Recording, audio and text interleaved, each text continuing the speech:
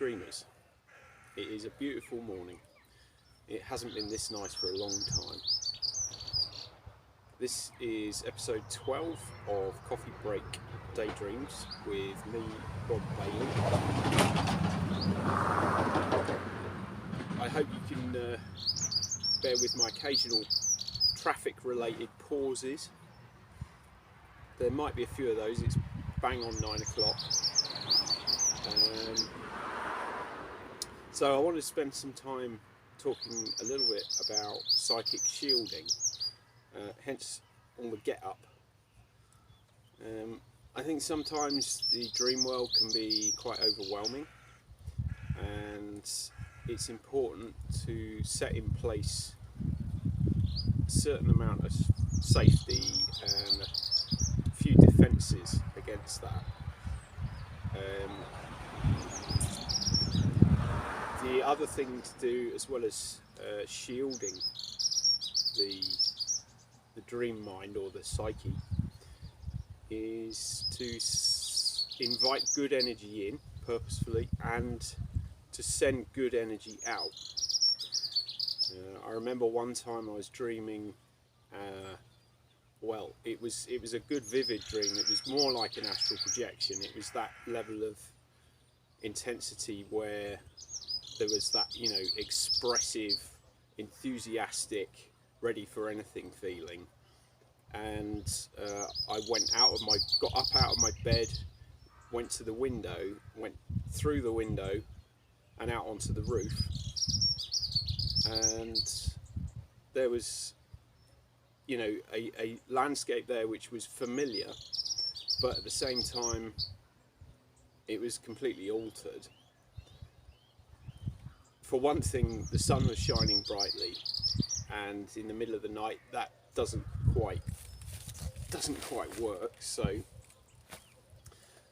And I saw this snake. I think it was a cobra. It had or a rattlesnake rather. It had the sort of wide gills, almost gills. I don't know. They call fins. There's something for you to look up. And I looked at this thing and I was still carrying all that excitement and, could go anywhere, could run, could jump, could fly. But this snake was sitting on the roof looking at me, and it had this kind of, you're not going out to play until you've dealt with me kind of business. And I shot a light at it. I reached my hand out and I sent a beam of light at this snake-like creature and zapped it. And I think it must have been set to stun or set to stun and wake up, because of course, the excitement of that.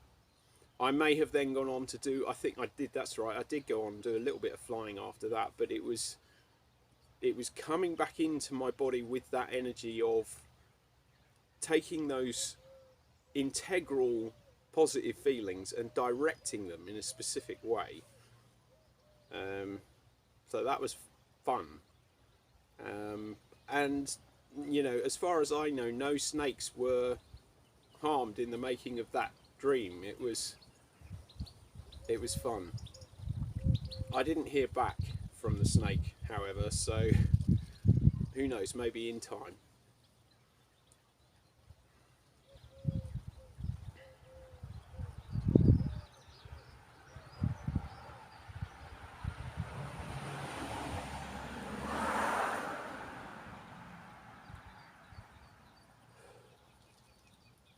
Jupiter and Venus are conjunct in Aries at the moment, so that's very much about that positive energy and that sweet spot where it feels, good to be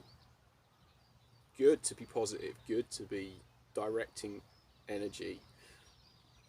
And I wanted to keep the momentum of this series going, even on those occasions when I don't dream. Last night I drew a blank, And you know, there's the frustration involved in that, but also I think there are parts of the body mind that need time to just sit with feelings and not necessarily explore them. I remember Krishnamurti said that dreams are the height of self-indulgence. Not necessarily untrue, but then, you know, they are a peak experience. They are a really liberating thing to live, to breathe, and you know, to explore. As far as setting up safety measures goes for those elements of reality that you might find frightening, like being chased by a swarm of wasps, or you know, whatever negative stuff you experience, whatever negative stuff you dream about or have in real life, it takes time to acclimate and come to kind of compassion for those moments. You know, they are overwhelming, so you have to come back into being whelmed again.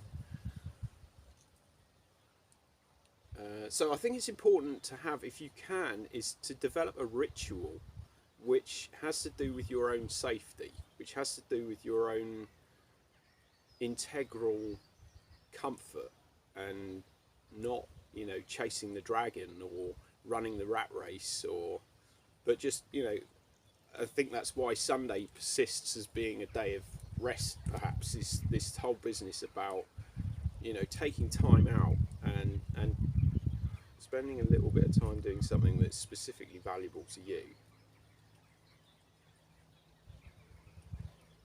There's a tradition, it's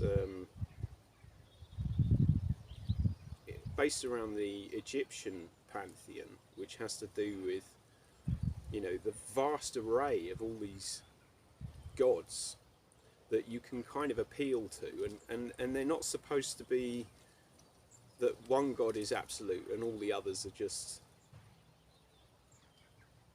in my opinion, all these gods have a part to play, including ones like Ra.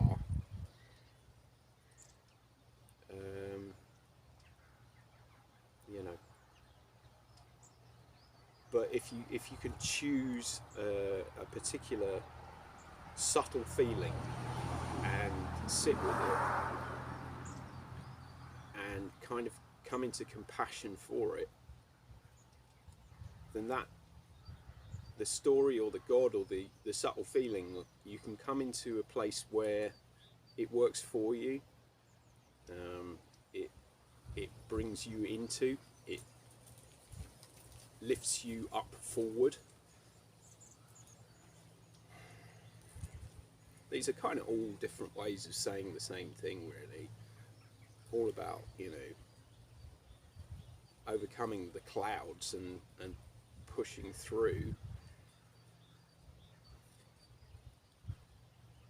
It's been a pleasure talking to you, and I wish you a lovely day. It's plenty more sun to come. This is the, where are we? This is the 1st of March, and I imagine this will go out on the 3rd. This is a big month, astrology-wise. There's quite a lot of change coming, particularly around the 23rd. Okay, well, I wish you well.